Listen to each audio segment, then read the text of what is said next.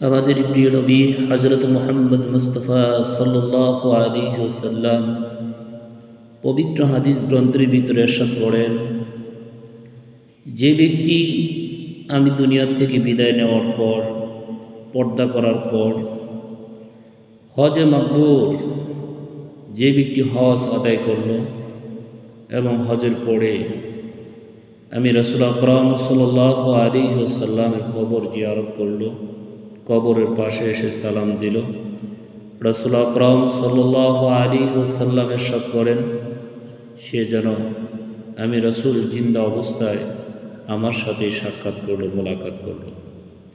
তাই আসুন, মহান ষষ্ঠ রব্বুল আলামিনের অশেষ মেহেরবানি দয়ায় আমরা যেন মদিনাওয়ালার প্রেম, মদিনাওয়ালার মোহাব্বত, মদিনাওয়ালার ইশক আমরা অন্তরে ধারণ করে রাহমাতুল লিল আলামিনের কদমে যেতে পারি। রাহমাতুল লিল আলামিনের কদমে আমরা গোলামি করতে পারি, রাসূলের রওজা তাহার যেন জিয়ারত করতে পারি। প্রত্যেকটা মুসলমানের মনের বাসনা, বিন্দু পরিমাণ ঈমান যাদের ভিতর অন্তরে আছে, প্রত্যেকটা মুমিনের বাসনা মৃত্যুর এক সেকেন্ড আগে হলেও দয়াল নবীজিকে স্বপ্নে দেখার বাসনা আমার আছে, আশা করি আপনাদেরও আছে। বিদায় মহান ষষ্ঠ রব্বুল আলামিন আমাদের সকলকে দয়াল নবীজিকে সশরীরে রওজার পাশে যে সালাম দেওয়ার তৌফিক দান করুন। আর তাও যদি না হয়, আল্লাহ সুবহানাহু ওয়া তাআলা আমাদেরকে স্বপ্নের মাধ্যমে হলেও রসুলের দিদার যেন নসিব হয়ে যায়, রসুলের দিদার যেন আমাদের ভাগ্যে তকদির জুটে যায়।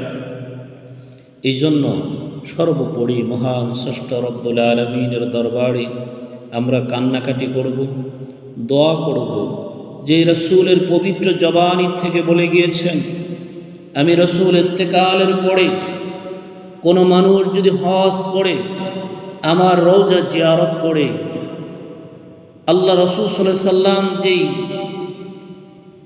মধুমাখা বাণীটি দিয়েছেন, সে যেন জিন্দা অবস্থায় আমি রাসূলের সাথে সাক্ষাৎ করলো বা রাসূলকে সালাম দিল।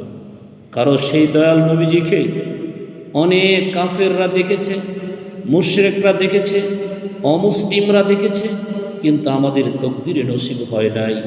তাই মহান ষষ্ঠ রব্বুল আলামিন আমাদেরকে যেন রাহমাতুল লিল আলামিনের কদমের পাশে যে সালাম দেওয়ার তৌফিক দান করেন, দুপড়া চোখের পানি নজরানা দেওয়ার তৌফিক দান করেন।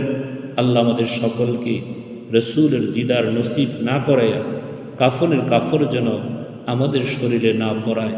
আল্লাহ আমাদের সকলকে তৌফিক দান করুন, আমিন।